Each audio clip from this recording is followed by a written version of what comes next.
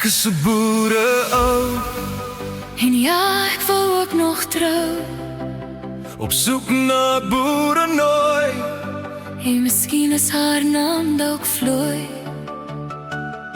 Beide van ons op my plaas so mooi. Maar hy het altyd gesê, jy moet kersie sit my seun. En wanneer jy sit, moet jy inneem Hoe jou nooi af voordra, sonder om te oordeel. Wag geduldig vir jou voordeel. Ek is 'n boerevrou. En ja, ek wil ook trou. Ek is op soek na 'n boereou. En miskien is hy 'n boer wat van my ook hou. Beide van ons op 'n